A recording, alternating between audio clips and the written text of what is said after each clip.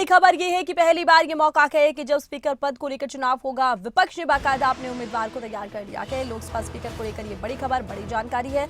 NDA से ओम बिरला ने नामांकन भरा के। इधर हम बात करें कि पहली बार स्पीकर पद पर चुनाव होगा और विपक्ष इंडिया गठबंधन ने के सुरेश के नाम को रखा के। एनडीए इंडिया गठबंधन से दोनों के नामांकन होंगे। लोकसभा स्पीकर को लेकर ये बड़ी खबर सामने आई है।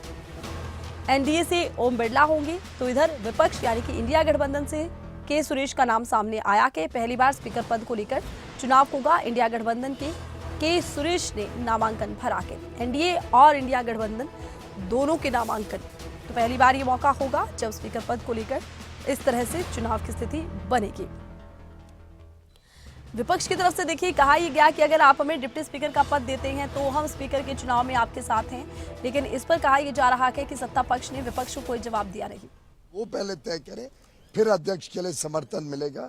इस प्रकार की राजनीति को हम की निंदा करते हैं और मुझे लगता है कि अच्छी परंपरा ये रहती कि लोकसभा निर्विरोध एक सर्वसम्मति से अध्यक्ष चुनता, तो लोकसभा की भी मर्यादा अच्छी रहती, सभी पक्ष का उसमें योगदान रहता और स्पीकर वैसे भी किसी सत्तारूढ़ पार्टी या विपक्ष का नहीं होता है, वो पूरे सदन का होता है। वैसे ही उपाध्यक्ष भी कोई पार्टी या दल का नहीं होता है, पूरे सदन का होता है और इससे उसमें सदन की सहमति हो। ऐसे शर्तों के आधार पर कि किसी एक पर्टिकुलर व्यक्ति या पर्टिकुलर पक्ष का ही उपाध्यक्ष हो, वो लोकसभा की कोई परंपरा में नहीं बैठते।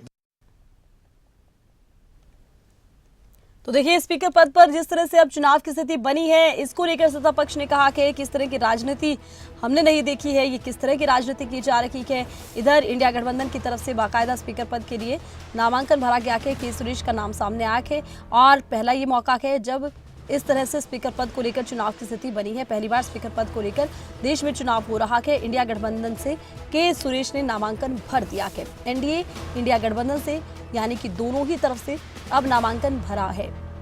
लोकसभा स्पीकर को लेकर ये बड़ी खबर, ये बड़ी जानकारी। कहा यह जा रहा है कि विपक्ष की तरफ से शर्त रखी गई कि अगर डिप्टी स्पीकर हमारा होगा यानी कि गठबंधन का होगा, इंडिया गठबंधन का होगा, विपक्ष का होगा, तो ही वो स्पीकर के पद को लेकर सरकार का समर्थन करेंगे। अब स्थिति ये बन गई है कि पहली बार स्पीकर पद को लेकर बाकायदा चुनाव की स्थिति बन गई है। इधर इंडिया गठबंधन की तरफ से के सुरेश का नाम सामने आया है। ओम बिरला एक बार फिर से एनडीए की तरफ से स्पीकर पद के लिए नामांकन भरने पहुंचे।